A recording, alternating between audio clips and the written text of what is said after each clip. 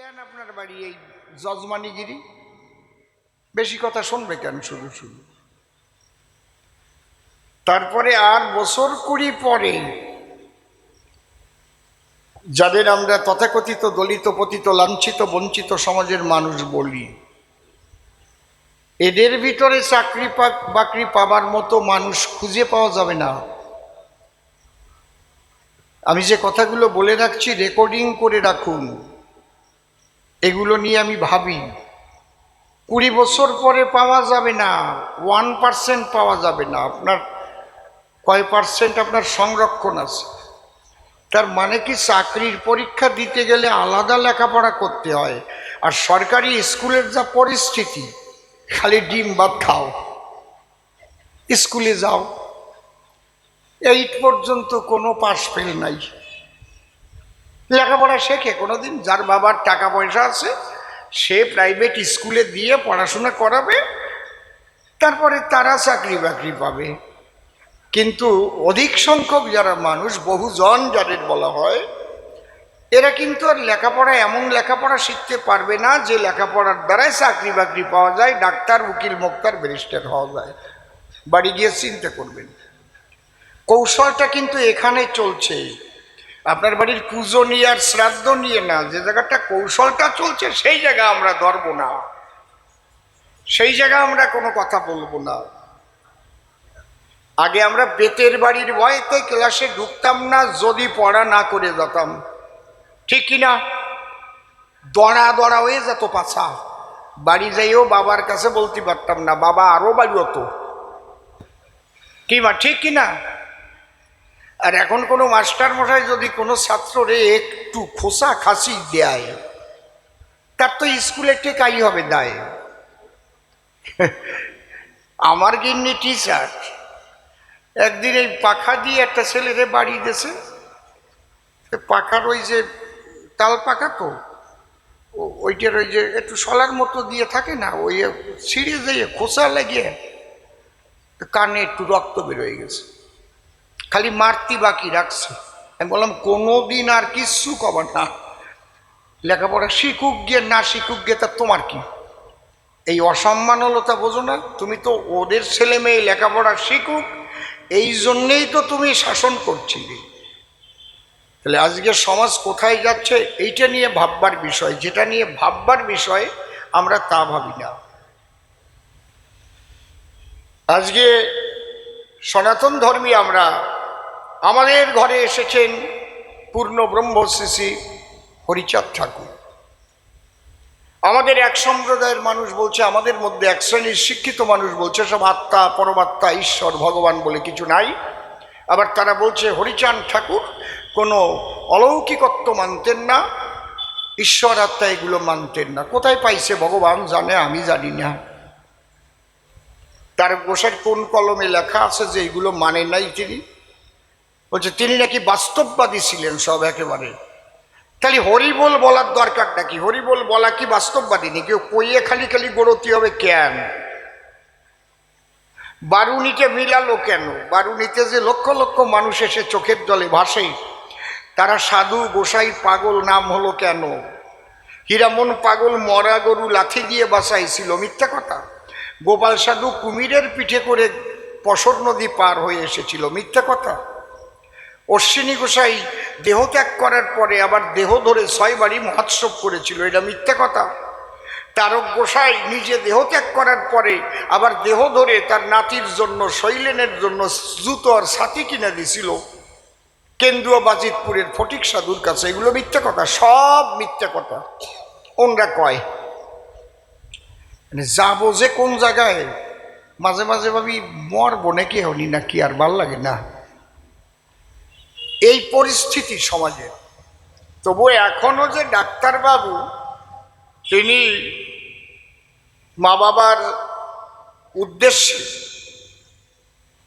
আজকে আমাদের সনাতনী সংস্কৃতি মেনে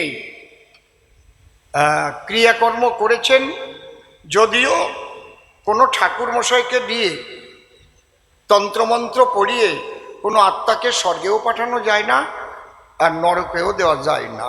এগুলো হচ্ছে আমাদের একটা মনের শান্তি, একটা পরিস্থিতি তৈরি হয়। যেমন একটা বাচ্চা ছেলে প্রত্যেক দিন, বাচ্চার থেকে বড় পর্যন্ত ইউনিফর্ম পরে স্কুলে যায়। ইউনিফর্ম পরলে একটা ছাত্রী বাপ হয়, কিন্তু লেখাপড়া না করলে তো আর পাশ করে না। পাশ করে কি? কিন্তু বাচ্চারে সাজাই দিয়ে পিঠে একটা ব্যাগ ট্যাগ দিয়ে দিলি, আমি ইকুলি যাবো একটা ভাব হয় আর কি। কিন্তু আসল কাজটা হচ্ছে লেখাপড়ার উপরে, মূল কাজ হচ্ছে কর্মের উপরে। যে যেমন কর্ম করে আসে এই চরাচরে, কর্ম অনুসারে তার স্থান নির্ণয় হয়। আমি যদি মানুষ হয়ে পশুর মতো কাজ করি, তাহলে এই আত্মা পরজন্মে একদম পশুজনিতে যেতে হবে। এইটা হচ্ছে কথা। কোনো ঠাকুরমশাই মন্ত্র পাঠ করে কোনো দিনও স্বর্গেও পাঠাতে পারবে না, আর আমার কর্মফল খণ্ডন করতে পারবে না। এইটা হচ্ছে আসল কথা। আমরা 10 জন যদি ঈশ্বরের কাছে প্রার্থনা করি, হে প্রভু, এবং বিশেষ করে তার সন্তানরা করজোড়ে চোখের জল দিয়ে, যে আমার মা অথবা বাবা যদি কোনো জ্ঞানে অজ্ঞানে অপরাধ করে থাকে, তাহলে ক্ষমা করো, অথবা তাদের যে কর্মফল তুমি আমাকে দাও। কারণ মাতা পিতার দেহটাকেই নিয়ে আমরা চলছি। মায়ের 4, বাবার 4, গুরুর দিয়ে 10, 18 মোকামের তত্ত্বে ফেরে মহারস। এই দেহের যা কিছু সব মাতা পিতার সম্পদ, স্পার্ম ওভামের মিলনে জাইগোট ফর্ম করে। তাই দিয়েই তো আমাদের সমস্ত অর্গান তৈরি হয়েছে। তাহলে মা বাবার কাছে আমরা চিরদিনই সেইটুকু ঈশ্বরের কাছে প্রার্থনা করা যায়। যদি বলেন ঈশ্বর আবার কে? সৃষ্টিকর্তা যিনি, একটা পাওয়ার আছে, তিনি একটা পাওয়ার, একটা শক্তি। সেই শক্তির খেলা চলছে সবার সব কিছুর মধ্যে দিয়ে, সেই একই শক্তির খেলা। সেই শক্তির ভিন্ন ভিন্ন নাম আমরা দিয়েছি, তার কোনো নাম নাই। সে বলে নাই কখনো যে আমার নাম কালী, আমার নাম হরি, আমার নাম ভগবান, আমার নাম আল্লাহ, আমার নাম গড, এরকম বলে নাই। প্রত্যেকটা নাম হচ্ছে অ্যাডজেক্টিভ, গুণবাচক আমরা দিয়েছি। কৃষ্ণ, এই জন্যে বলছে কৃষ্ণ নাম রাখিল গর্গ ধ্যানেতে জানিয়া, অনন্ত রাখিল নাম অন্ত না পাইয়া। আমরা রেখেছি নাম। হরি ঠাকুরের আগের নাম কি ছিল বলেন? জানেন আপনারা? হরি ঠাকুরের আগের নাম কি ছিল? হরিচাঁদ ছিল কি? হরিদাস বিশ্বাস। আর গুরুচাঁদ ঠাকুরের নাম কি ছিল? গুরুচরণ বিশ্বাস। দলিল আছে আমার কাছে, ওই সময়ের দলিল। তাহলে আমরাই তাদের কর্মগুণে, তাদের জীবন দর্শন, আমাদের মানব জীবনে, শুধু আমাদের নয় বিশ্বের কল্যাণে যখন আমরা দেখেছি যে কতটা প্রযোজ্য, আমরাই তাকে ঠাকুর করেছি। আমার হরিচাঁদ ঠাকুর, আমার গুরুচাঁদ ঠাকুর, বুঝতে পারছেন? আমরাই বলেছি তিনি আমার অবতার। আমার তারক গোসাই লিখেছেন তিনি আমার পূর্ণ ব্রহ্ম। এই হচ্ছে ঘটনা। মূল বিষয়বস্তুটাকে আগে বুঝতে হবে। আবেগ আলাদা জিনিস, আর জ্ঞানের দ্বারাই বুঝে প্রগাঢ় প্রেম ভক্তির দ্বারাই ঈশ্বরকে অনুভব করা সম্পূর্ণ আলাদা জিনিস। যাক, আর যে উদ্দেশ্যে কবিগানের আয়োজন, আমি মায়ের আত্মার প্রতি শ্রদ্ধা জানাই এবং ঈশ্বরের কাছে প্রার্থনা করি, হে ঈশ্বর, তুমি মায়ের পরম শান্তি দান করো। আজকে আমার শিষ্য গতকাল রামায়ণ গেয়ে গেছে একজন প্রভাত। ও খুব ভালো গায়। রামায়ণ কেমন গায় আমি শুনি নেই এখন। ভালো গাইছে না? নেচে নেচে গাইছে। চামর আনছিল? হ্যাঁ, চামর ছিল তো নাকি? তাই তো রামায়ণ গায় রে। শ্যাবল সত্যি সত্যি রামায়ণ গায় না? ও যে কোনোদিন রামায়ণ গাইতে পারবে তো আমি ভাবিই নাই। তবে আমার সঙ্গে ঘুরতো, রামায়ণ যেখানে হতো কবিগান না হলেও যেত, বসে থাকতো। এই যে শেখার একটা ইচ্ছা, শুনে শুনে শিখে ফেলেছে। আরও হয়তো কালেকশন করেছে, পালা টালা নিয়ে মুখস্থ করেছে। আর ও যদি রামায়ণ গায় তা তো খারাপ হবে না, সরকার তো ভালো নাকি? এই জন্য ও যদি রামায়ণ গায়, সাধারণ যারা রামায়ণ গেয়ে বেড়ায় তার চাইতে শত শতগুণ ভালো, এটা বলার অপেক্ষা রাখে না। তা আজকে আমারও প্রথম কথা হয়েছিল যে রামায়ণই গাবো, আমি তো আজকে সরকার নিয়ে আসতামই না। ডাক্তারবাবু আমারে ফোন করে বলছে কবি গান হবে, আমি বললাম এই কথা তো ছিল না। তা বুঝতে পারছেন, ওই কি কবিরাজ বাবু যেন আমার কথা কইছিল, নাম কি ওনার যেন, আনন্দ কবিরাজ। তারপরে ডাক্তারবাবু আনন্দবাবুরে ফোন করে বললো হ্যাঁ ওনার তো রামায়ণেরই বায়না করা হয়েছে। আমি বললাম আপনার যদি ইচ্ছা থাকে আমি তাহলে সরকার নিয়ে যাচ্ছি, আপনি আমার সমাজের ডাক্তার, সব জায়গায় ডাক্তার, তাই নাম ডাক্তার। আমি দলবল নিয়ে হাজির হয়ে গেছি। ও প্রশ্ন করেছে খুব ভালো ভালো, কি নাম ধরেছে? শ্যামানন্দ পরিব্রাজক, আর আমার নাম দিয়েছে রাধা বিনোদ গোস্বামী, তাই তো? তাহলে আমরা একটা ধ্বনি দেই। আর একটা কথা বলি, আমরা কালী ভক্ত, শিব ভক্ত, রাম ভক্ত, হরিচাঁদের ভক্ত, গাছের ভক্ত, মাছের ভক্ত, দয়ালের ভক্ত, ভয়ালের ভক্ত, অনুকূল ঠাকুরের ভক্ত, শ্রী গুরু সঙ্গ, তার কত আমাদের এই সনাতন ধর্মে মত, মানে সঙ্গের তো আর শেষ নাই, আরো কত আছে। কিন্তু সবাই কিন্তু সনাতনী হিন্দু আমরা। আপনাদের কাছে আমার একটাই নিবেদন, আপনাদের চরণ ধরে আপনারা ভক্ত হবেন, হরিচাঁদের ভক্ত হন, রামের ভক্ত হন, বিভক্তটা হবেন না। কারণ আমাদের মধ্যে মালা নিয়ে জ্বালা বেশি, ওর তুলসীর মালা, ওর আচার মালা, ওর রুদ্রাক্ষের মালা, এই নিয়ে বাদায় জ্বালা, ওর এই মাথায় তরমুজের বোটা, ওর কপালে আবার সিঁদুরের ফোঁটা, ওর আবার মাথায় জটা জটা, আবার কটা কটা আছে না? এই নিয়ে আমরা ঝামেলা বাঁধাইয়ে নিজেরা ভাগ ভাগ হয়ে গেছি। যখন সন্ত্রাসীরা আপনাদের উপর আক্রমণ করবে, মালা দেখে কিন্তু আপনারে মারবে না, আপনি হিন্দু কিনা কেউ রেহাই পাবেন না তখন। এই জন্যে ঐক্যবদ্ধ থাকবেন আপনারা, এটা আপনাদের চরণে আমার প্রার্থনা। এটা কোনো রাজনৈতিক কথা না, নিজেদের ধর্ম রক্ষার কথা। যদি ভাবেন যে ওই আশার মালা মার খাচ্ছে তো খাই গিয়া, আমি তুলসীর মালা, আমার নাই জ্বালা, ওই ডেরে মারার পরে তোমারেও মারবে না, তখন ঝাঁপায় পড়তে হবে, রাখ রে আমরা একই সনাতনী হিন্দু, গায়ে হাত দিয়ে দেয়। এই ঐক্যবদ্ধতা যদি আপনাদের মধ্যে থাকে তাহলে আপনাদের মুক্তি আছে, তাই না হলে কোনো যুক্তিতে মুক্তি পাবেন না, এটা বলে গেলাম। কেউ কেউ রে হিংসা করবেন না, যে যেমন ভক্ত তাকে ভক্ত হতে দিন, বিভক্ত হবেন না। ভক্ত হবেন কিন্তু বিভক্ত হবেন না। বিভক্ত মানে ভাগ ভাগ হয়ে যাওয়া। হরিবল হরিবল। আমার গুরুদেব ভবা পাগলা বলতেন, দেখো বাবা আমি অত বড় সাধু না, যারা বড় বড় সাধু কুঠারের মতো, কুঠারের কাজ কি, বড় বড় গুড়ি, কাঠের গুড়ি চলা বানায় দেয়, ছোট ছোট করে পুড়িয়া ছাই হয়ে যায়। আর আমি হচ্ছে ছোট্ট সুস, আমার কাজ হচ্ছে সব ওই ছেঁড়া কাপড় টাপড় এক জায়গা করে সেলাই করে একটু কাঁথা সেলাই করে দিই, সবাই যাতে একটু তার উপরে বসতে পারে, শীতকালে গায়ে দিতে পারে। আমি সবাই এক করবার জন্য এসছি, আমি ভাগ করবার জন্য আসি নাই। জানবেন যারা ভাগ করার কথা বলে তারা কিন্তু সমাজের বন্ধু কখনো হতে পারে না ধরণী তলে।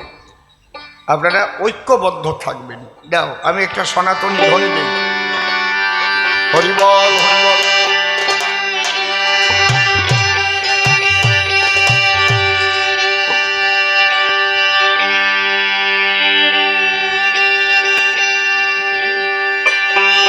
এতক্ষণ বসে কি করি? জয় জয় রাধা কৃষ্ণ নিতাই গৌর রাম সীতা মাতা পিতা হরিচাঁদ গুরুচাঁদ তারকচাঁদ হীরামন গোলকচাঁদ দর্শিনী গোপাল চাঁদ প্রেমানন্দে হরি হরি।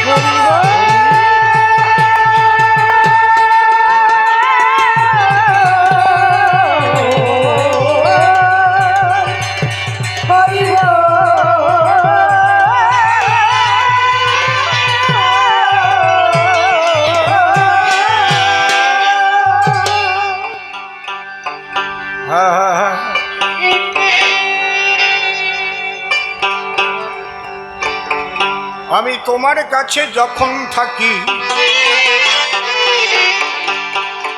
এটা লক্ষ্য করো, বেশি যেন ক্যাচর ম্যাচর না হয়। আমি তোমার কাছে যখন থাকি, টোন বেশি আছে বেহালায়, হৃদয়ে ভরে তোমায় ডাকি, ওরে তখন কত ভালো লাগে আমারে, তোমার কাছে হৃদয় ভরে তোমার মনিটরে টোন বেশি, মনিটরে ভালো লাগে আমারে,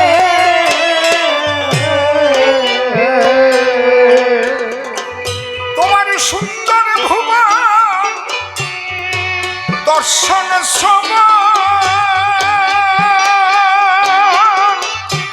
সুন্দর পবন সঞ্চারে, সুন্দর ভবন জীবন যৌবন, সুন্দর মন বসন্ত বাহারে, তোমার কাছে যখন থাকি হৃদয় ভরে তোমায় দেখি, তখন কত ভালো লাগে আমারে,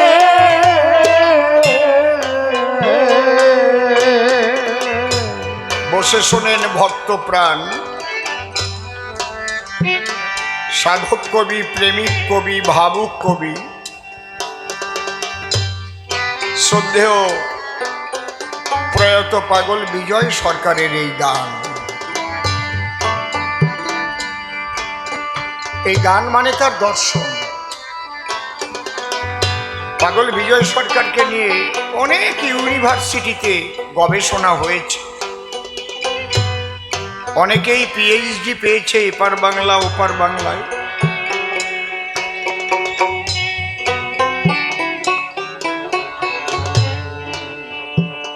পাগল বিজয় সরকার তার সাধনার দ্বারায় যা উপলব্ধি করেছিলেন, সঙ্গীত আকারে তা লিপিবদ্ধ করে আমাদের জন্য রেখে গেছে। তার সঙ্গীতই তার পরিচয়।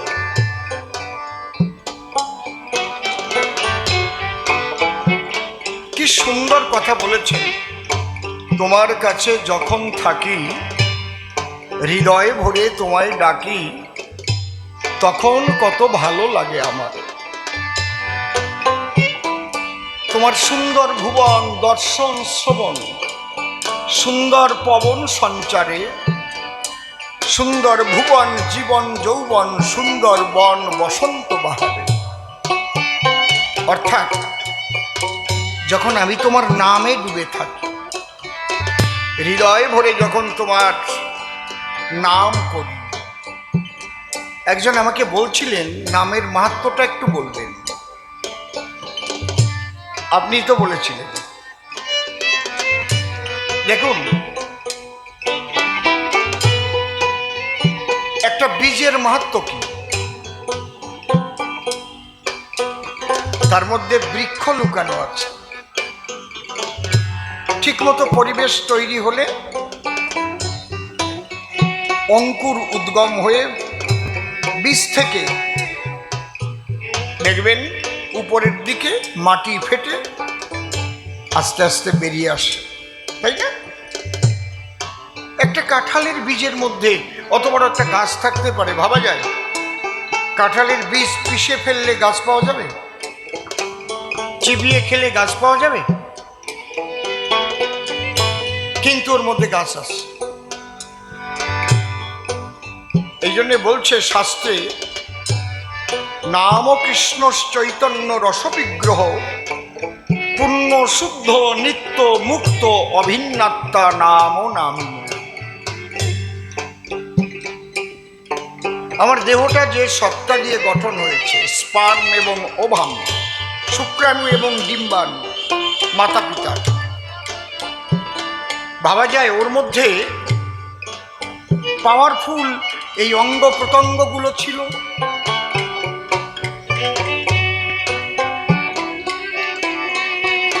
প্রথম ভ্রূণ তৈরি হয়েছিল, তারপর ধীরে ধীরে কোষ বিভাজনের ফলে আস্তে আস্তে আস্তে আস্তে একটু একটু একটু করে মাতৃ গর্ভাধারে পূর্ণ দেহ প্রাপ্ত হয়েছিল। এই দেহের মধ্যে বহিরঙ্গ এবং আমাদের যেটা আমরা দেখতে পারি না, আসুন বসুন, হরিবল হরিবল। ভিতরে যে অর্গানগুলো আছে আমরা কোনোদিন দেখতে পারি? আমাদের পাকস্থলী কেমন, ছবি টবি থাকে, ওইগুলো আমরা দেখি। যারা ডাক্তারবাবুরা ওগুলো দেখেছেন ভালো করে, একদম প্র্যাকটিক্যাল করেছেন। হার্ট কেমন, লাংস কেমন, বৃহদন্ত ক্ষুদ্রান্ত নাড়িগুলো কোন কোন ভাবে কোন কোন কায়দায় আছে। আমি আমার মধ্যে কি আছে ভিতরে তা আমি জানি না, দেখি নাই, আর আমি অপরের বিচার করে ফেলি।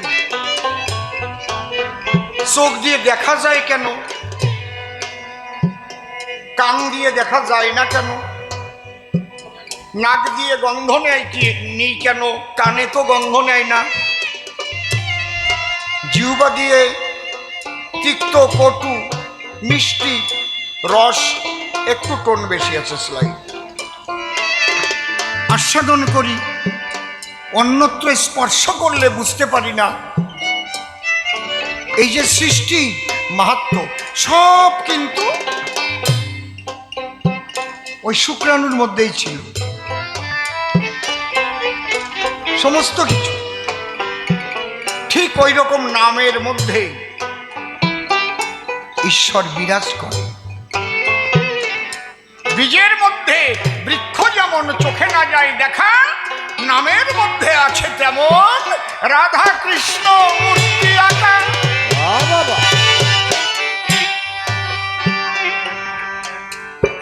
নাম বস্তুকে নির্দেশ করে, নাম ব্যক্তিকে নির্দেশ করে।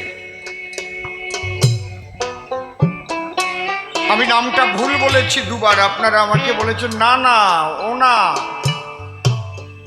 কি নাম হবে? বরুণ,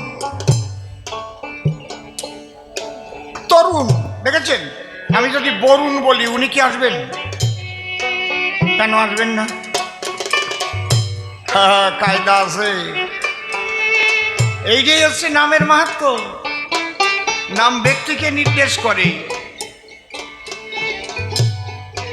নাম বস্তুকে নির্দেশ করে। কোনো বাজারে গিয়ে যদি আমি বলি আমারে সওদা দেন, দোকানদার কি দেবে আপনার? বলতে হবে 1 কেজি আলু দিন, 1 কেজি বেগুন দিন, এই যে নাম। 500 উচ্ছে দিন, 200 ভেন্ডি দিন, কাঁচা লঙ্কা। তাহলে নামে ব্যক্তি নির্দেশ করে, বস্তুকেও নির্দেশ করে। আর হরি নামে হরিকে নির্দেশ করে। হরিবল হরিবল।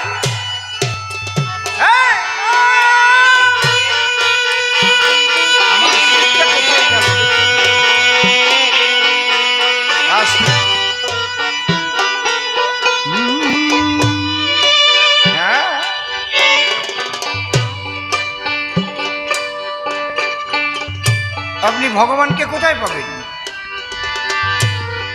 কে ভগবান? তিনি তো প্রকৃতপক্ষে নিরাকার, একটা পাওয়ার, একটা শক্তি, এবং সে শক্তি অদৃশ্য শক্তি। অদৃশ্য শক্তি, নিরাকার, এগুলো শব্দগুলো আমরাও করেছি ব্যবহার। আসলে সে নিরাকার না, সে এত সূক্ষ্ম আমাদের দৃষ্টিতে ধরা যায় না, বিজ্ঞানের কোনো যন্ত্রেও ধরার কোনো উপায় নেই, এত সূক্ষ্ম। যদি বলেন এই চাটাম দিয়ে আর কতদিন খাবেন, তা আমি যদি কই এই যে করোনা ভাইরাস তোমরা দেখিস, বছরখানে কই নাক মুখ ডাকিয়ে চলছিলে কেন? ওটা কি নারী না পুরুষ না হিজড়া কেউ বলতে পারে? বলো, এই জায়গার কেউ দেখিস করোনা? যদি স্বামীর হয় করোনা, বউ কয় তাড়াতাড়ি সরো না। করোনা একটা ভালো কাজ করিছে, প্রেমিক প্রেমিকের চুমুও খাওয়া বন্ধ করিছে। হাসার কথা না, আমি বিদেশে গান গাতে গেলি ওই দড়িয়ে অমনি চুমো দিত, এমন আর চুমো দেয় না। এবার দেখলাম আবার আমেরিকায় দেশের কে নূতন হয়েছে, কি নাম, আগে একবার হয়েছিল না প্রেসিডেন্ট, হ্যাঁ ট্রাম্প, উনি দেখলাম একদিন টিভিতে উনি চুমো দেশে। তাহলে করোনা সাধারণ কোনো অনুবীক্ষণ যন্ত্র দিয়ে তো দেখা যায় না, শক্তিশালী অনুবীক্ষণ যন্ত্রেও দেখা যায় না, তাহলে কি দিয়ে দেখা যায়? যেটাকে বলে ইলেকট্রনিক্স অনুবীক্ষণ যন্ত্র, যার নাম মাইক্রোস্কোপ। তাহলে এই ইলেকট্রনিক্স অনুবীক্ষণ যন্ত্র যদি পৃথিবীতে তৈরি না হতো, তাহলে এই ভাইরাস বলে যে কিছু আছে আমরা বুঝতে পারতাম? আগে কি ভাইরাল ফিভার ছিল না? ওরে মাঝেদি আমার সলডা 15 দিন জলে বুড়িয়ে বুড়িয়ে ওই নালি বান্ধিয়ে বান্ধিয়ে জল দিছিলাম, বাঁচাতে পারলাম না, পড়িয়ে গেল। মরিছে না এইরকম? কি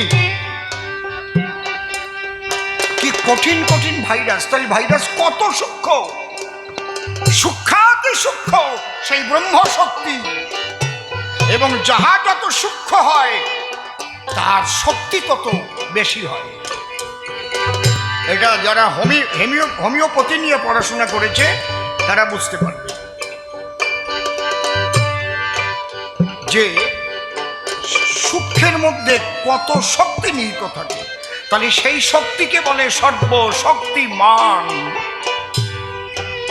সেই সর্বশক্তিমান ঈশ্বর, আমরাই তার নাম দিয়েছি, আমরাই তার মূর্তি গড়েছি। তিনি অমূর্ত, তিনি নিরঞ্জন, যদেকং নিষ্কলং ব্রহ্ম বোমাতীত নিরঞ্জনম অপ্রত্যক্ষম অবিজ্ঞং বিনা সম্পত্তি পরিবর্তিত। এই জন্য ব্যাসদেব লিখেছে চিন্ময়স্য অদ্বিতীয়স্য নিষ্কলুস্য শরীরানি সাধকানাং হিতার্থায় ব্রহ্মানাং রূপকল্পতে। মাটি দিয়ে মূর্তি গড়াই আমরা। যারা এই সাধন ভজন জানে না তারা মূর্তি ভেঙে দিচ্ছে, মন্দির ভেঙে দিচ্ছে। মাটির মধ্যে ঈশ্বর নেই, তার সর্বং খল্লিদং ব্রহ্ম সবার মধ্যেই আছে। ইটের মধ্যেও ঈশ্বরের শক্তি আছে, তাই নাহলে দুটো ইট ধাক্কা দিলে আগুন জ্বলে কেন? তাহলে এর মধ্যে শক্তি আছে। মরা কাটে কাটে ঘষা দিলে আগুন জ্বলে না। এই জায়গায় দাঁড়িয়ে আমাদের ঋষিরা বলছে যা দেবী সর্বভূতেষু শক্তি রূপেণ সংস্থিতা নমস্তস্যৈ নমস্তস্যৈ নমস্তস্যৈ নমো নমঃ। এর প্রত্যেকটা দর্শন সনাতনী দর্শন, ভাবতে গেলে না পাগল হয়ে যাবে না। যারা এগুলো নিয়ে ভাবে না, আরে ওসব কিছু নাই, তাই কিছু নাই। তবে সেই শক্তিকে আমরা নাম দিয়েছি, মূর্তি গড়েছি। সনাতন ধর্ম শ্রেষ্ঠ কেন? জ্ঞান যোগ ভক্তি 3 সাধনের বসে ব্রহ্মত্তা ভগবান ত্রিবিধ প্রকাশ। যারা জ্ঞানী তাদের সাধনায় নিরাকার ব্রহ্ম। নিরাকারবাদীরা সব দিন রূঢ় হয়, মনে রাখবেন। সে হিন্দু ধর্মের নিরাকারই হোক, আর ইসলাম হোক, আর খ্রিস্টান হোক, নিরাকারবাদীরা অত্যন্ত রূঢ় হবে। আমাদের যারা নিরাকারবাদী সন্ন্যাসীরা আছে না, ওরে বাবা মারাত্মক রাগী, ত্রিশূল ত্রিশূল নিয়ে চলে, তলোয়ার নিয়ে চলে, মেরে দেবে যাকে তাকে। কিন্তু যারা হরিনাম করে, কৃষ্ণ নাম করে, তারা কিন্তু ওই ত্রিশূলও ধরে না। তারা ভক্তিতে প্রেমাশ্রুতে প্লাবিত হয়ে যায়। হরি বল হরি বল হরে কৃষ্ণ হরে কৃষ্ণ কৃষ্ণ কৃষ্ণ হরে রাম হরে রাম রাম রাম হরে হরে। ভক্তিবাদীরা কোমল হয়।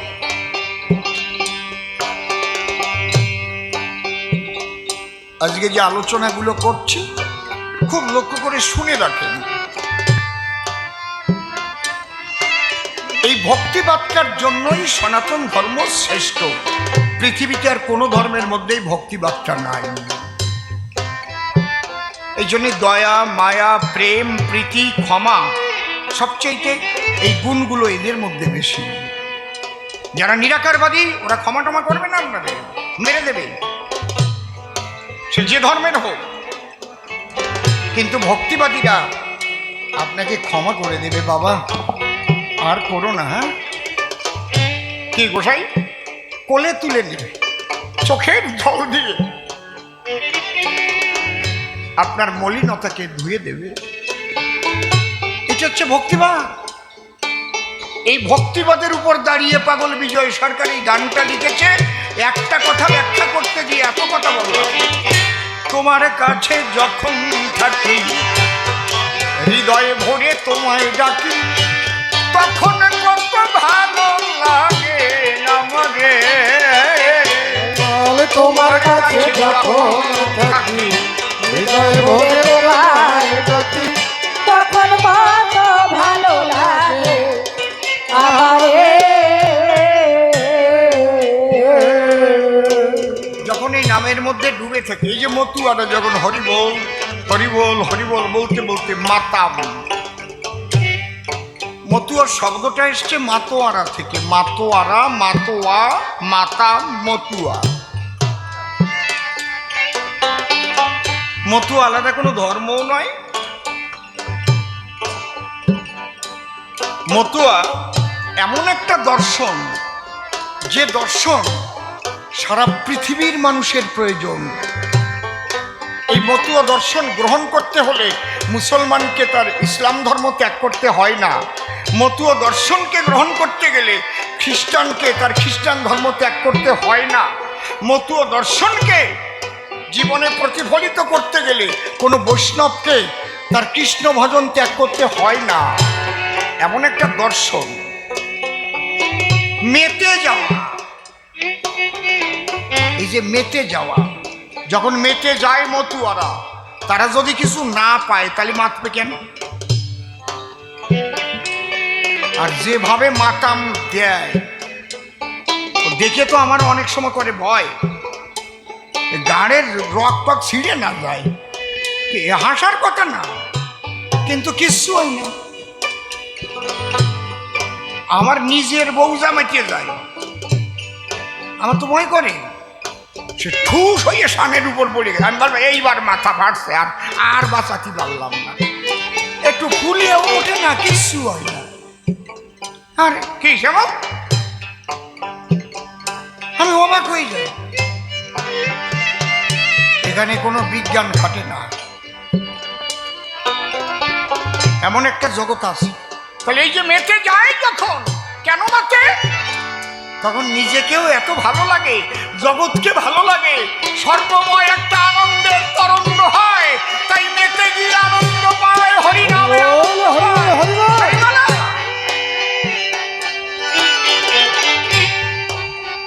সব আনন্দময় হয়ে যায়। তোমার সুন্দর ভুবন দর্শন সমান, তখন যা দেখে তাই মনে আনন্দময়। হরিব যা দেখে আনন্দময়, জড়িয়ে ধরছে, ধুলাই গড়া করে দিচ্ছে।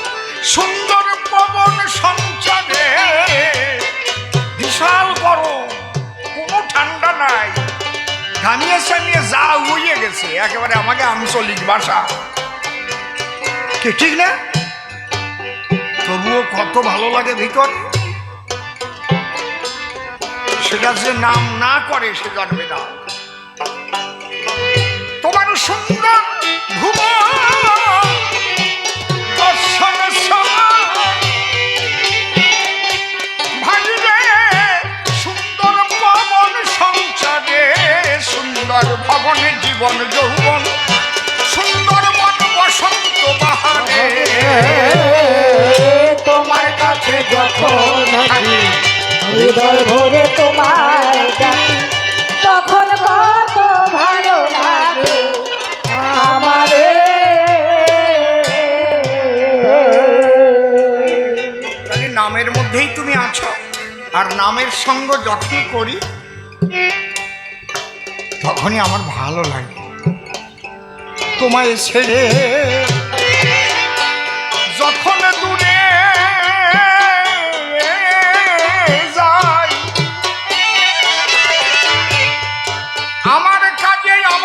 সাজে আমি বড় লজ্জা পাই। হায় রে,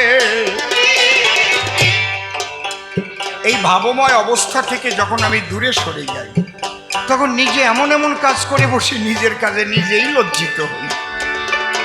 আমি তোমায় ছেড়ে যখন দূরে যাই,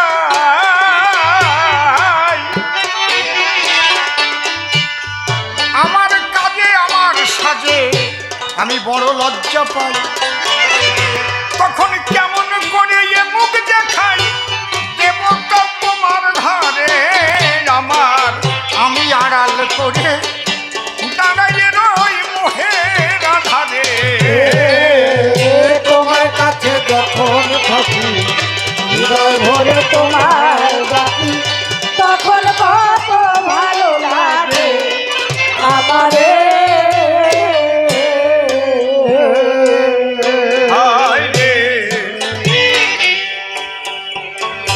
আমি চাহি না যখন তোমার দিকে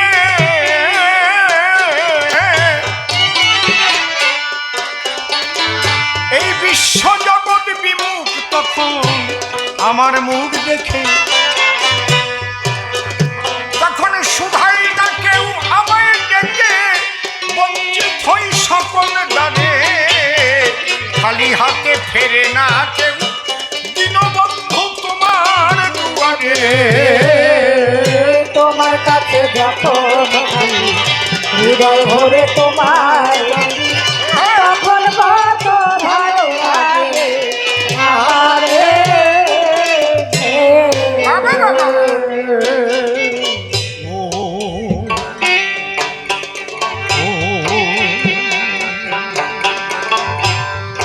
তুমি প্রভু কান্ডারি হও যার,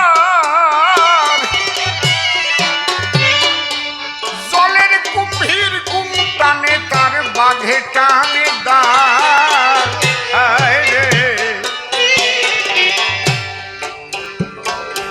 আমি উড়িষ্যা গান গাইতে গিয়ে দেখে এসেছি, হরি গোসারে আশ্রম আছে ওখানে, অনেক পুরানো মন্দির, কালী মেলা, তুমিও তো গিয়েছিলে সেখানে।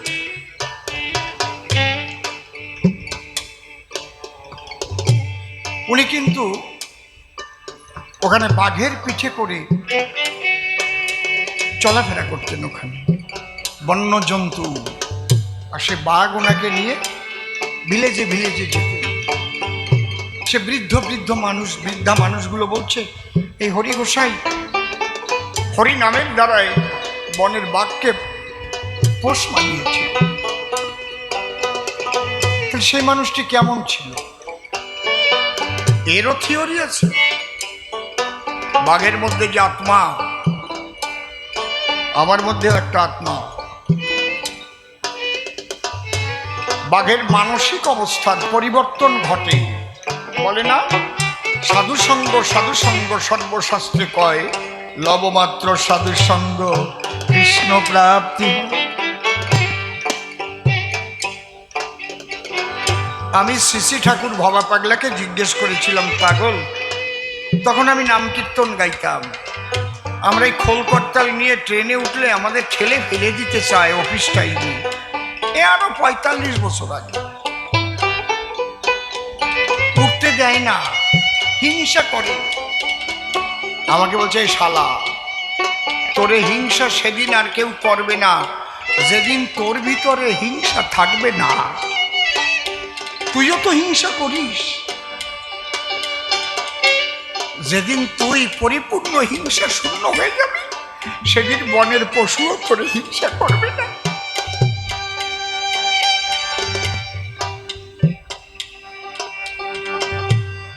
বাবা গোপাল সাধুর চরণে বাঘ পড়ে কান্না করত। 1750 বিঘা এক দাগে জমি লক্ষ্মীখালি গোপাল সাধু।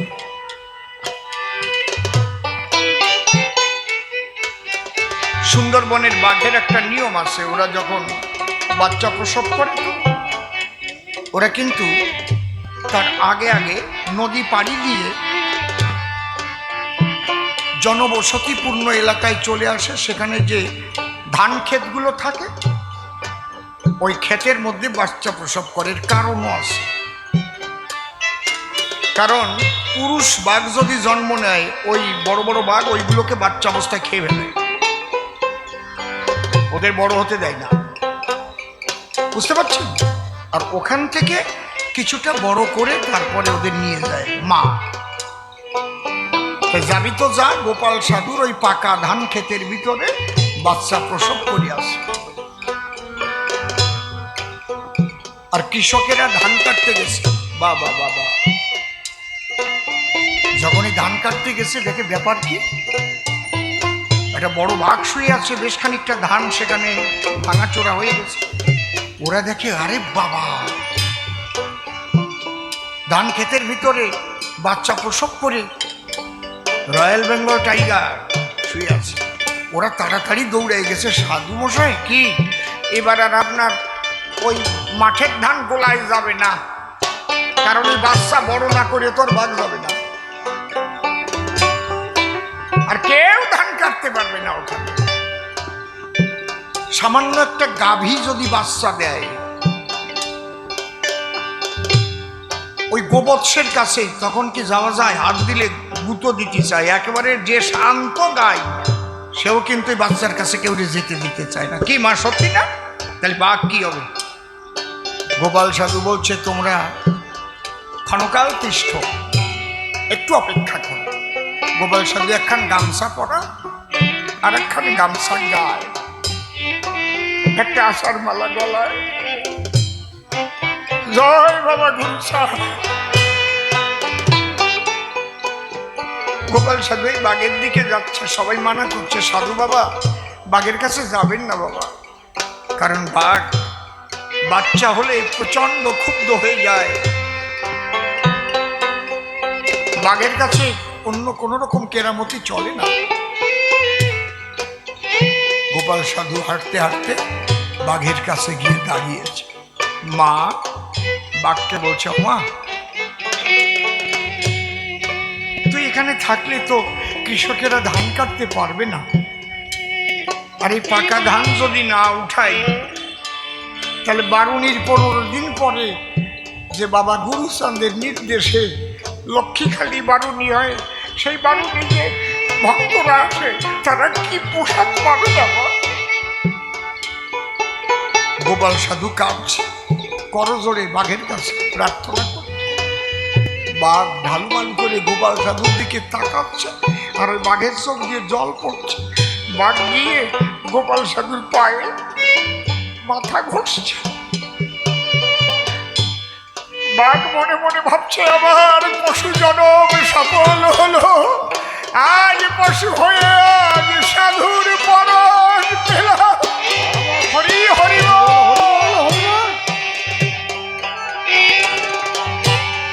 এদিকে চারিদিকে লোকজন দাঁড়িয়ে আছে, উলুধ্বনি শঙ্খধ্বনি হচ্ছে। ওরে দেখে যা, তোরা দেখে যা, হরি নামের কি গুণ।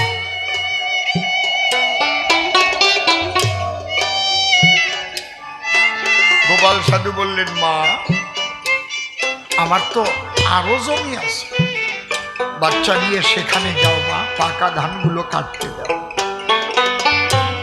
ওই বাচ্চার সঙ্গে নিয়ে পাকা ধান ক্ষেত ছেড়ে দিয়ে সেই জমিতে গিয়ে বাঘ শুয়ে পড়ে। এগুলো মিথ্যে কথা, তুমি পারবা? তাই ভবা পাগলা বলেছিলেন, শালা রে তোর ভিতরে হিংসা আছে বলেই তো তোর হিংসা করে, যেদিন তুই হিংসা শূন্য হয়ে প্রেমের মানুষ হয়ে যাবে সেদিন বনের পশু তোর হিংসা করবে না।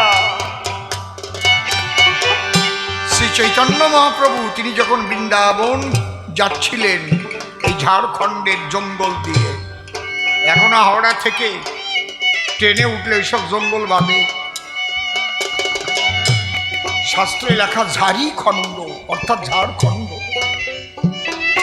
সেখানে বাঘ, সিংহ, হাতি, কত বন্য পশু। সঙ্গে ছিল কে? বলভদ্র ভট্টাচার্য।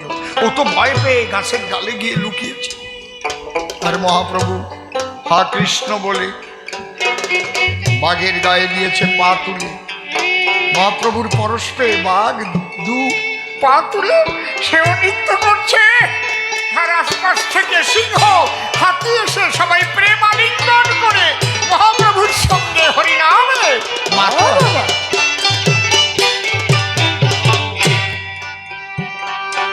প্রেম এই একটা জগৎ আছে আলাদা, যারা এই জগতের মানুষ তারা জানে। এই জন্য আমার গুরুদেব শ্রদ্ধেয় প্রয়াত রসিকবাবু বলতেন, এই অন্তরে করি বিবেচনা, যতদূর হাতে নাগাও না পাও ততদিন চুর করতে যাইয়ে না। তোমার যে পর্যন্ত জ্ঞান সেই পর্যন্ত তুমি সমাধান জানতে পারো। ভেবো না যে আমি জগতের সব কিছু জেনে গেছি। একটা পৃথিবী মহাশূন্যে সূর্যের চারিদিকে ঘুরছে, এটা তো সূর্যের একটা সংসারের একটা গ্রহ পৃথিবী। চাঁদ একটা উপগ্রহ, ছোট, মহাশূন্য থেকে পড়ে যাচ্ছে না কেন? কিসের আকর্ষণ? অনন্ত গ্রহ নক্ষত্র, অনন্ত চন্দ্র সূর্য এই মহাশূন্যে অবস্থিত। একটা রকেটকে ছেড়ে দিন, রকেট যদি আলোকের গতিতে চলতে থাকে সেকেন্ডে 1,86,000 মাইল বেগে, সামনে যদি কোনো গ্রহ নক্ষত্র না বাঁধে অনন্তকাল চলতে থাকবে এই মহাশূন্যের শেষ নাই। তুমি কোথায় আছো? কতটুক তুমি সব বুঝে গেছো? ঈশ্বর নাই, শক্তি নাই, আল্লাহ নাই, ভগবান নাই, কিচ্ছু নাই। এটা একটা মতবাদ তৈরি হয়েছে, একে বলে নাস্তিকবাদ। যারা দর্শন নিয়ে পড়াশোনা করেছে, দর্শনের মেইন পার্ট হচ্ছে লজিক। লজিকের দুটো দিক, আস্তিক আর নাস্তিক। ভেরি ইন্টারেস্টিং, পড়তে এত ভালো লাগে নাস্তিকবাদী আর আস্তিকবাদী দর্শন। তাই পাগল বিজয় সরকার তিনি ছিলেন প্রকৃত ভক্ত।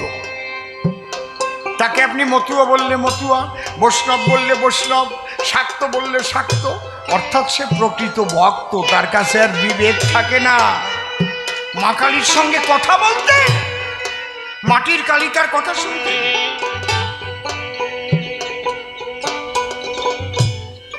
শ্রদ্ধেয় অমূল্য রতন সরকার মহাশয়কে ভুল ট্রিটমেন্ট করা হয়েছিল, টিবি হয়েছে বলে। একখানা পাট কাঠি হয়ে গেছে। জুয়েলি মনে আছে কি চেহারা হয়েছিল অমূল্যবাবুর একেবারে? সেই সময় তোর শ্বশুর বাড়িতে নিয়ে গেছিলাম ধরে ধরে। সেই অমূল্যবাবুর সংবাদ শুনে উনি চলে এলেন ওপার বাংলা থেকে। হ্যাঁ, অমূল্য মারা যাবে। তখন অমূল্যবাবু বিছানায় শুয়ে থাকে, মুখ দিয়ে মাছি যায় আর আসে, হাড় আছে একখান। ওই ঘরে কেউ ঢোকে না। ছোট মা একটু ভাত গুলে গুলে দিয়ে চামচ দিয়ে দেয়। পাগল বিজয় সরকার গিয়ে বিছানায় বসলেন। এই অমূল্য, কি হয়েছে? কথা বলতেও পারে না, দুই চোখের জল ছেড়ে। পাগল বিজয় সরকার বললেন, ভয় নাই।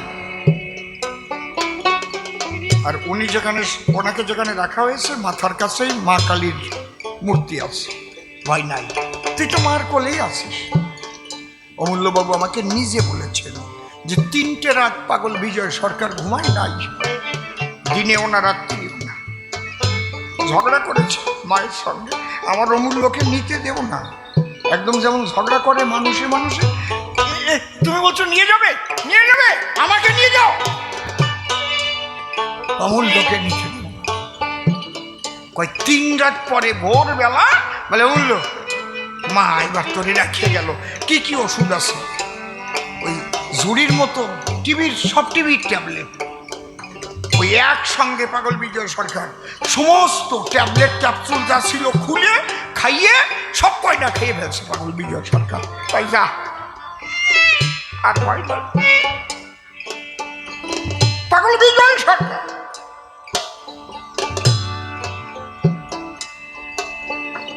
এরা কারা? সেই পাগল বিজয় কি লিখেছে? তুমি প্রভু ওরে কন্নরি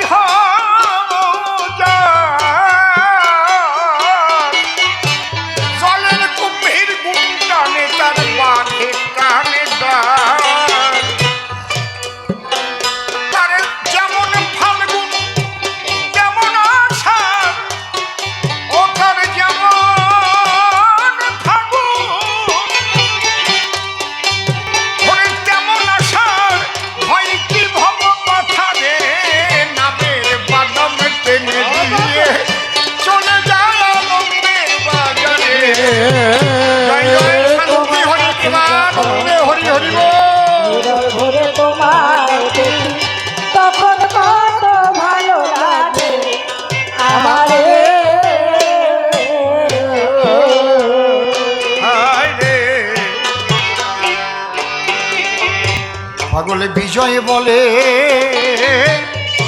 হে পরাণ প্রিয়,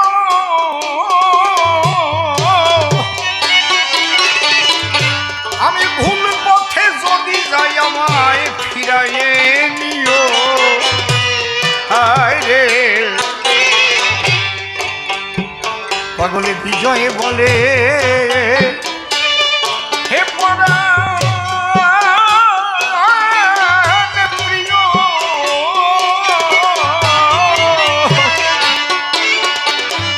আমি ভুল পথে যদি যাই আমায় ফিরাইয়ে নিও। তোমার চরণের তলে বসতে দিও, ফিরাইও না আমারে জীবনে মরণে যেন যেন ভুলে না যাই তোমারে।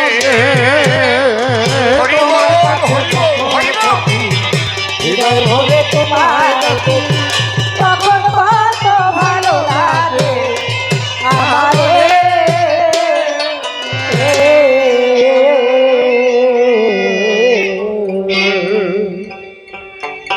ঠাকুর ভবা পাগলার যুগল পদ্ম হৃৎপদ্মে করে আরাধ্য শুদ্ধ চিত্তে প্রণতি জানাই।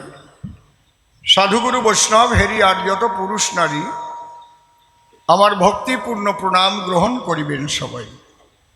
মানুষকে প্রণাম দিলে সে প্রণাম ঈশ্বরে মিলে, সর্বশাস্ত্রে তাহার প্রমাণ পাই। কবি চণ্ডীদাস যিনি উচ্চকণ্ঠে বলেছেন তিনি সবার উপর মানুষ সত্য, তাহার উপর নাই। স্বামী বিবেকানন্দ একই কথাই দিয়েছেন আনন্দ, উচ্চকণ্ঠে ঘোষণা করেছেন বিশ্ব চরাচর বহুরূপের সম্মুখে তোমার ছাড়ি কোথা খুঁজিছ ঈশ্বর। জীবে প্রেম করে যেইজন সেইজন সেবিছে ঈশ্বর। ঠাকুর ভবা পাগলা আসি বাজাইলেন মিলনবাসী, বললেন সবার পাশাপাশি আমি মানুষ ভালোবাসি, আমি মানুষ ভালোবাসি, কোনো তীর্থের নাই প্রয়োজন গয়া গঙ্গা কাশী, আমি মানুষ ভালোবাসি।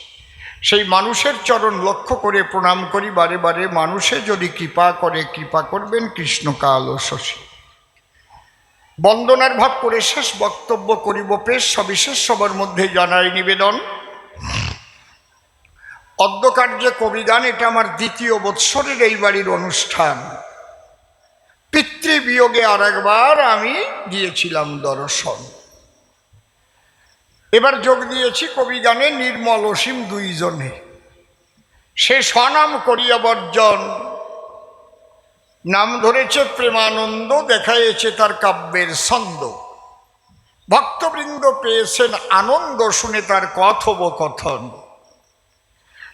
শ্রবণে শুনেছি আমি, আমার নাম দিয়েছে রাধা বিনোদ গোস্বামী। প্রকৃত বৈষ্ণব ছিলেন যেই জন, কিন্তু মনের কথা খুলে কই আমি তো আর ওই মাপের বৈষ্ণব নই, আমি নই সাধু মহাজন। আমি দেশ দেশান্তর ঘুরি ফিরি একটু কবি গানের পাল্লা করি, এ তো আপনারা নরনারী জানেন সর্বজন। এখন কবিগান গাইতে গেলে যে ভূমিকায় যখন ফেলে সেই ভূমিকায় না নিলে কাব্যের অপমান হয় তখন। তাই যে ভূমিকা করেছে গান দাঁড়াইয়ে সভ্য সবস্থান, সেই ভূমিকা আমি করিব গ্রহণ। ভূমিকায় যাওয়ার আগে যে কথা মোর মনে জাগে, আমি ভাবাবেগে বন্দনা করি সেই বৈষ্ণব চূড়ামণির যুগল চরণ। হে রাধা বিনোদ গোস্বামী, জীবনে তোমায় দেখিনি আমি, শুনেছি বৈষ্ণব সমাজে ছিলে অনেক দামি। আজ তোমার ভূমিকায় করিব হরিনাম সংকীর্তন।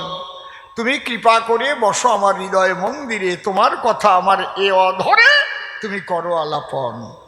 আমি তার উপরে দিলাম ভার, তারে করলাম কর্ণধার, কাব্য সিন্ধু হব পার, অন্তরের একান্ত আকিঞ্চন। এইবার অসীম সরকার নামটি ছাড়ি, রাধা বিনোদ নামটি ধরি, কবির পাল্লা করবার তরে সভাপরি দাঁড়ালাম এখন। আমি দাঁড়িয়ে বলি সবার ঠাই আমি কিন্তু এখন আর অসীম সরকার নাই, তাহলে আমার নাম কি? রাধা বিনোদ গোস্বামী।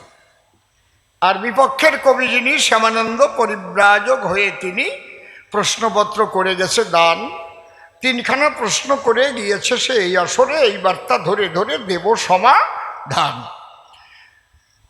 প্রথম প্রশ্ন আমাকে দেয়, বলো তো সাধু মহাশয়, বিজ্ঞানের কলা কৌশলের দ্বারায় সারা পৃথিবীর সমস্ত মানবের হয় কল্যাণ। ধরো আমার কথা ধরো, তোমরা ধর্ম ধর্ম করো, তাহলে সাধুদের দ্বারাই কি কল্যাণ হয়েছে তার দেও সমাধান। এইবার বিজ্ঞানের কল্যাণের কথা অনেক দিয়েছে বক্তৃতা।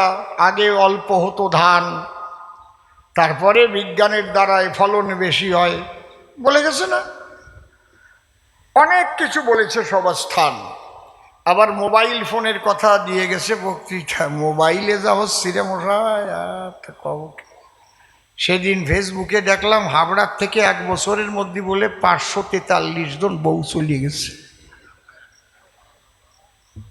না, এ জায়গার ঘটনা না, ওই মোবাইলের দ্বারাই কি কি করে কি হয় ভগবান জানে। আর সে বড় বড় লোকের বউ বলে চলে গেছে।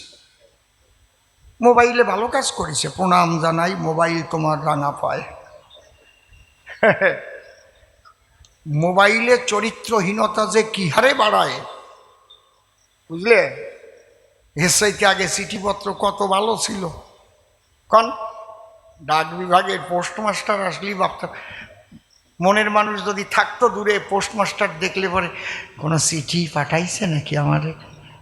আর সেই কলেজ লাইফের কথা জিজ্ঞেস করেন, ক্লাস 9-10 থেকেই তো একটু বাপ বাবই উঠতো। সত্যি কথা, মায়ের চোখ শুয়ে করছি একদম। তখন যদি কোনো মেয়েরে ভালো লাগতো, জট করে কেউ বলতে পারতো আই লাভ ইউ।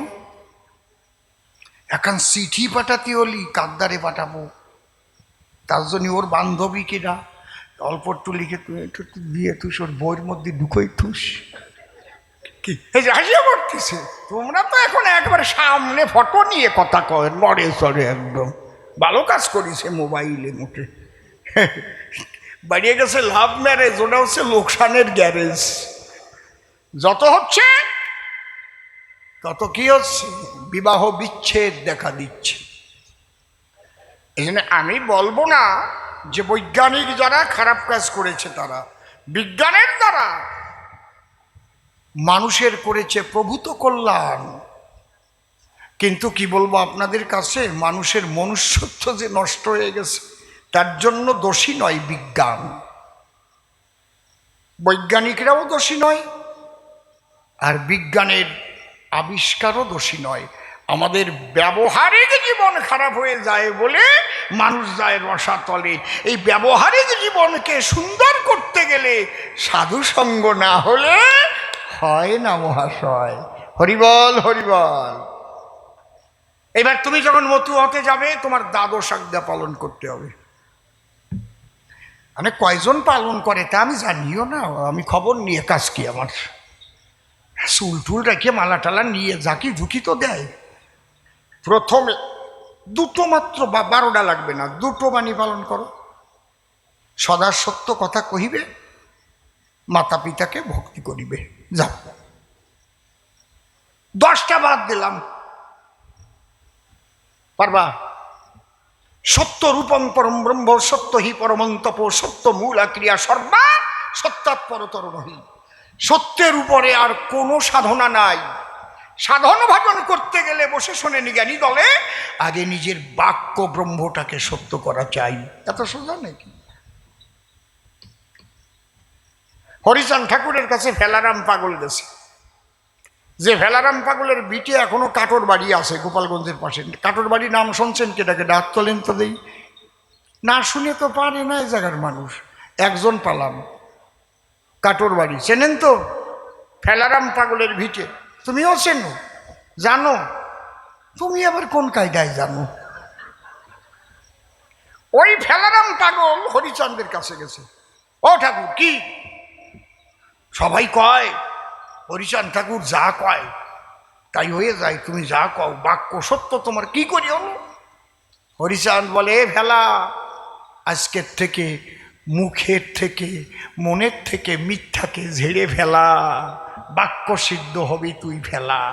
পাইয়ে গেছি বলে নাচানাচি আরম্ভ করলো। ফেলা বললো আর দরকার নাই, পাইয়ে গেছি। সেই ভেলারাম পাগলে বাক্য সিদ্ধ মহাপুরুষ ছিল। একবার গোপালগঞ্জে তাকে যেভাবে মুসলমানরা অত্যাচার করলো, তখন ফেলারাম পাগল ব্যথা পেয়েছিল, এবং ব্যথা পেয়ে কি বলেছিল জানেন? সন্তদের করি মানা, এই গোপালগঞ্জের চিনি কাটোর বাড়ি বিটাই কেউ দিলি তা পিঁপড়েও খাবে না। অনেকে পরীক্ষা করেছে, চুপ করে এক টোপলা নিয়ে এসেছে, সব চিনি পিঁপড়ায় ধরিছে, ওই টোপলার কাছে পিঁপড়ে যায় নাই। বাক্য এরে কয় মতু অবা।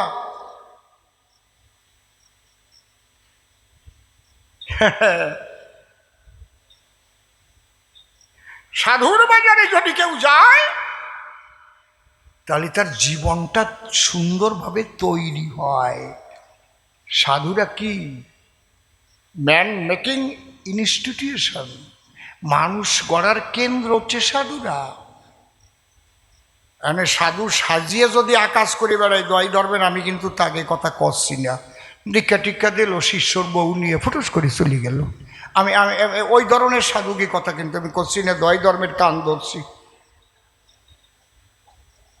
যদি তোমরা আমার কুই করো আটিয়ে যাবো, আমার জানা আছে আমাকে বাড়ির ধারে ওই এক গোসাই শিষ্যের বউ নিয়ে চলে গেছে। হ্যাঁ, ওটা তো সাধু না। সাধুর পোশাক পরে কিছু অলস মানুষ আছে সমাজে ঘুরে ফেরে, মানুষ না বুঝে তাদের ভক্তি করে, তারপরে ঢুকে ঘরে যা করার তাই করে। এইবার বলতে পারেন তাই সাধু চিনব কেমন করে? নারীতে অনাসক্তি থাকবে, অনাসক্ত। তার মানে বিয়ে করলে সাধু হবে না, সাধু হবে কিন্তু অনাসক্ত থাকবে, বিষয়ে অনাসক্ত থাকবে। আমি যেমন বিষয় আসক্ত, আমাকে নিয়ে বলছি, মনে করেন বিষয় আসক্ত কারে কয়? সমস্ত কিছুর মধ্যে দিয়ে যে কোনো প্রকারের টাকা দরকার, তাতে ঘুষ খাইয়ে পারি, মানুষ পাইয়ে পারি, যেভাবে পারি চাকরি চুরি করে পারি, টাকা দরকার, বিষয় আসক্ত। অনেক সাধু আছে ভাই, সাধুর পোশাক পরে তারা ঘুরে ফেরে, 10 টাকা দিয়ে যদি প্রণাম করে টাকায়ও না। আর যেই 500 টাকা দিয়ে কেউ প্রণাম দেয়, জড়ায় ধরিয়ে চাপ দিয়ে কয় তোর মতো শিষ্য আর নাই রে, জানবেন ওটা সাধু না। বুঝেছেন কি বলছি? সুখে দুঃখে সমজ্ঞান থাকবে, বিষয়ে অনাসক্ত থাকবে, নারীতে অনাসক্ত থাকবে, পিতৃধন রক্ষায় পরিপক্কতা লাভ করবে, বাক্য সত্য রেখে চলবে। এই জন্যে কারো সঙ্গে কিছুদিন চলাফেরা না করে জট করে গুরু করবেন না কাউকে, একদম দেখে শুনি।